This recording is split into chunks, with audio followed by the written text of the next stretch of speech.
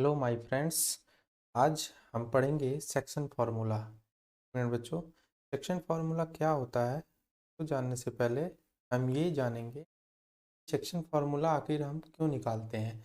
बच्चों, जैसे कि कोई भी लाइन दी हुई है और उस लाइन का अगर एक एंड का कोऑर्डिनेट पता है और दूसरे एंड का कोऑर्डिनेट पता है, तो बच्चों अगर एक पॉइंट बीच में है और उस वो जो पॉइंट है वो उस पूरे लाइन को किसी रेशियो में डिवाइड करता है, तो बच्चों उस पॉइंट का जो कोऑर्डिनेट होगा जो उस लाइन में बीच में आ रहा है, तो हम कैसे फाइंड करेंगे उसके कोऑर्डिनेट को, आज हम यही सीखेंगे। ठीक है बच्चों, तो आइए आपको हम समझाने की कोशिश करते हैं आखिर में सेक्शन फार्मूला होता क्या है। पहले हम उसके कॉन्सेप्ट को समझेंगे। एक पत्थर की स्टिक है अभी फिलहाल। बच्चों जैसे एक मैं यहाँ पे लाइन खींच लेता हूँ, यह लाइन, ठीक है। हम आपसे जो बोले हैं वही चीज़ यहाँ पे लिखेंगे, ध्यान दीजिएगा। यहाँ पे बच्चों अगर इस पॉइंट का कोऑर्डिनेट ए है, पॉइंट है ए और ये पॉइंट है बी, और बच्चों अगर इसका कोऑर्डिनेट है x1 y1 और इसका कोऑर्डिनेट है x2 y2, ठीक है। बच्चों अगर हम कोई एक पॉइंट यहाँ बीच में ले लेते हैं जिसका कोऑर्डिनेट हम लेट कर लेते हैं x, y, या तो, और ये पॉइंट जो है अगर इस पूरे लाइन को m/n के रेशियो में इंटरनली डिवाइड करता है, तो हम इस p के कोऑर्डिनेट को कैसे निकालेंगे, मीन्स इस x का वैल्यू क्या होगा और इस y की वैल्यू क्या होगी। यही होता है सेक्शन फार्मूला। इसी तरीके से बच्चों ये तो जो पॉइंट है ये इंटरनली डिवाइड कर रहा है, लेकिन बच्चों अब हम एक होता है कि जब पॉइंट एक्सटर्नली डिवाइड करता है, जैसे यहाँ पे अगर हम ए पॉइंट ले लें, यहाँ पे बी पॉइंट ले लें, सॉरी एक पॉइंट और बी पॉइंट, इसका कोऑर्डिनेट यहाँ x1 और ये y1, इसका कोऑर्डिनेट यहाँ x2, ये y2, और एक पॉइंट कहीं यहाँ कहीं लाइन के बाहर अगर है, और ये पॉइंट अगर हम P लेट कर लेते हैं और ये P जो है एक्सटर्नली इस पूरे लाइन को m/n के रेशियो में डिवाइड करता है, तो इसका कोऑर्डिनेट हम कैसे निकालेंगे। यही चीज़ होती है सेक्शन फार्मूला, और सेक्शन फार्मूले में हम यही चीज़ें पढ़ेंगे। ठीक है बच्चों, आई होप सबको ये चीज़ें अच्छी तरीके से समझ में आ गई होंगी। इसको हम मिटा देते हैं, आप लोगों को अच्छे से क्लियर हो गया होगा।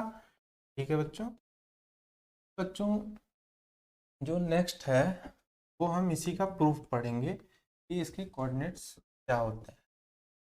यहाँ पे बच्चों आप लोग देख पा रहे होंगे, एक मिनट, यहाँ पे तो हम आपके सामने नेक्स्ट क्वेश्चन रख रहे हैं, ये हमें प्रूव करना है। ये थ्योरम है, आप लोग देख पा रहे होंगे, यहाँ लिखा होगा prove that the coordinates of the point which divides the line segment joining point है x1 y1 and x2 y2 internally in the ratio m/1 m/n are the given by।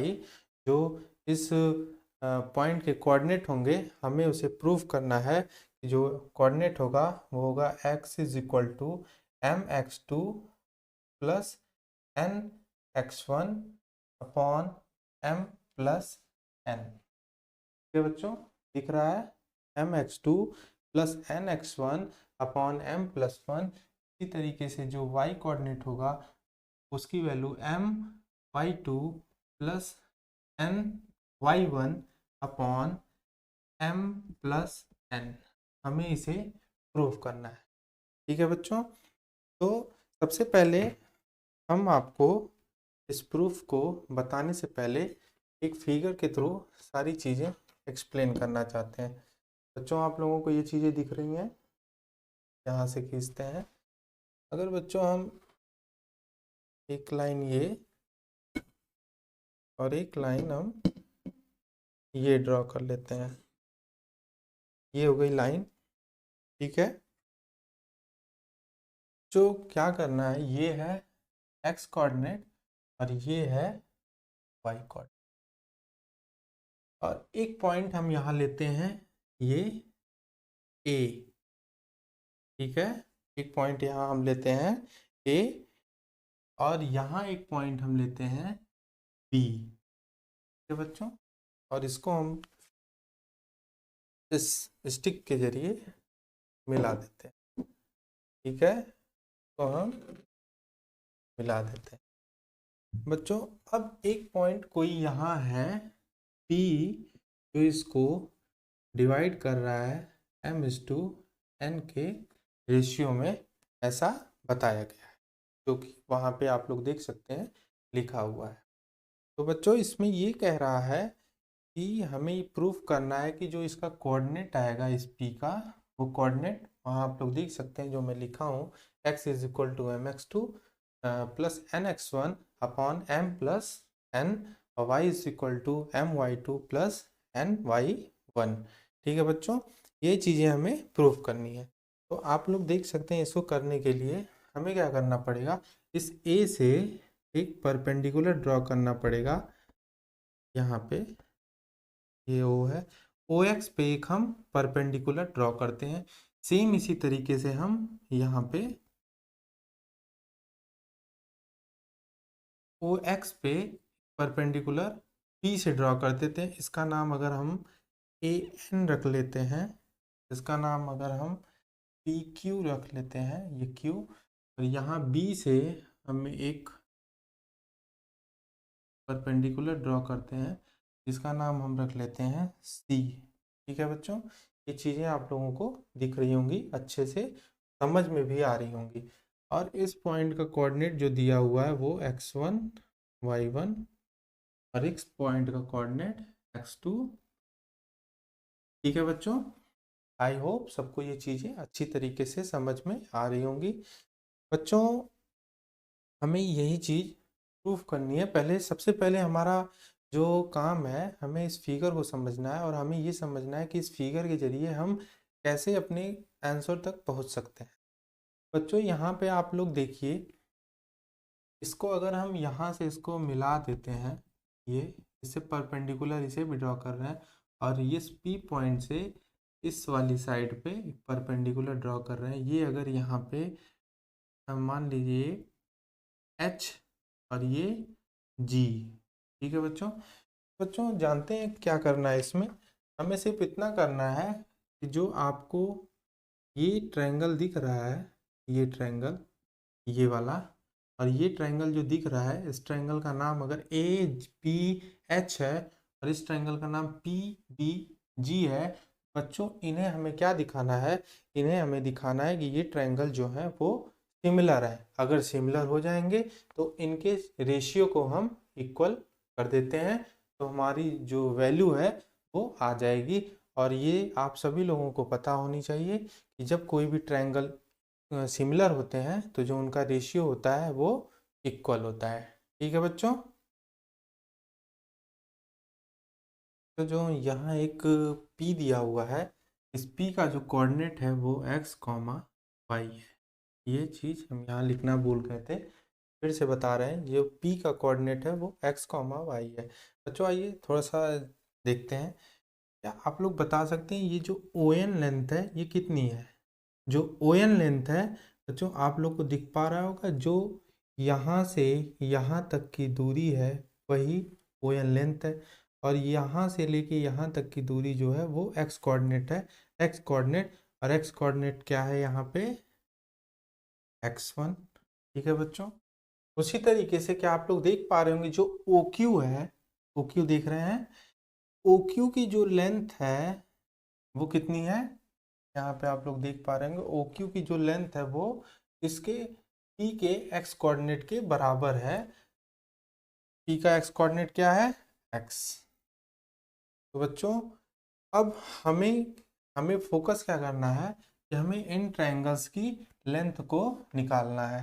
बच्चों सबसे पहले हम इस ट्रायंगल तो डायरेक्ट पहुंच नहीं सकते हैं, हमें इस AH को निकालना है। तो बच्चों यहाँ देखिए, हम इसके जरिए इतना तो निकाल ही सकते हैं NQ। हमें क्या मिलेगा, x - x1, ठीक है बच्चों, ये चीज़ें आप लोगों को समझ में आ रही होंगी। जो हमें x मिलेगा, एन क्यू मिलेगा, वो x माइनस एक्स वन। अगर n q x minus x one है तो ये भी जो है वो x माइनस एक्स वन होगा। ठीक है बच्चों, सेम इसी तरीके से जो क्यू एच है, ये जो क्यू एच है, क्यू एच कितना दिया हुआ है, जो पॉइंट ए का वाई कोऑर्डिनेट होगा वही क्यू एच होगा। ये चीज़ें आप लोगों को समझ में आ रही होंगी। जो पॉइंट ए का वाई कोऑर्डिनेट होगा वही क्यू एच होगा। जितनी ये लेंथ होगी उतनी ही ये लेंथ होगी, मीन्स वाई वन। ठीक है बच्चों, इसी तरीके से पी क्यू की जो लेंथ होगी, पी का जो वाई कोऑर्डिनेट होगा वही पी क्यू की लेंथ होगी। तो ये पूरी लेंथ जो है वो है वाई। ठीक है, इस तरीके से हमें जो पी एच है, पी एच ये हमें मिल जा रहा है वाई माइनस वाई वन। ठीक है बच्चों, ये चीज़ें आप लोगों को अच्छी तरीके से समझ में आ रही होंगी, वाई माइनस वाई वन। ठीक है, क्या आप लोग को ये फिगर क्लियर हो पा रहा होगा? आई होप सबको अच्छी तरीके से क्लियर हो पा रहा होगा। आइए अब देखते हैं, जो अब हमारा फोकस, हमें तो ये मिल गया, हमें ए एच मिल गया, ए एच मिल गया x minus one, A H मिल गया एक्स माइनस एक्स वन। और जो पी एच है, पी एच भी हमें मिल गया वाई माइनस वाई वन। तो अब और हमें ए पी पहले से दिया हुआ है, ए पी क्या है, एम। ठीक है, हमें इस ट्रायंगल के बारे में सब कुछ पता चल चुका है। अब बच्चों हम फोकस करते हैं इस वाले ट्रायंगल, ट्रायंगल पी बी जी पर। बच्चों यहाँ हम इसको थोड़ा मिटाते हैं, आपको अच्छी तरीके से समझ में आ गया होगा। क्या आप लोग यहाँ पर ये चीज़ देख पा रहे हैं, जो पी क्यू कितना है, एक्स वन है, हाँ, और नहीं सॉरी, ओ क्यू कितना है, एक्स वन एक्स है। क्या आप लोग देख पा रहे हैं, ओ सी कितना है, जितना बी का एक्स कोऑर्डिनेट है उतना ही ओ सी है। मीन्स कि ये कितना है, ये कितना है, क्या आप लोग देख पा रहे हैं, हाँ, ये कितना है, ये एक्स टू है। तो यहाँ से ओ सी कितना आ रहा है, ओ सी आ रहा है एक्स टू माइनस एक्स। ये चीज़ें आप लोग को अच्छी तरीके से क्लियर हो जानी चाहिए। जब q c x two minus x है तो हमारा पी जी जो है वो भी एक्स टू माइनस एक्स ही होगा। ये चीज़ें क्लियर हो गई होंगी। अब बच्चों हमारा जो पी क्यू लेंथ है वही जी सी लेंथ है। पी क्यू लेंथ कितनी है, पी का जो कोऑर्डिनेट यहाँ पे दिया था वो दिया था एक्स कॉमा वाई। तो पी का वाई कोऑर्डिनेट है वही जी सी लेंथ है। मीन्स ये कितना है, वाई, और ये पूरा कितना है, जितना बी का वाई कोऑर्डिनेट है, मीन्स ये है वाई टू। ठीक है, अब हम हमें क्या निकालना है, हमें बीजी लेंथ निकालना है। तो यहाँ से जो बीजी की वैल्यू आ रही है, जो बीजी की वैल्यू आ रही है वो वाई टू माइनस। ठीक है बच्चों, ये चीज़ें आपको समझ में आ गई होंगी। अब हमारा काम है को सॉल्व करना।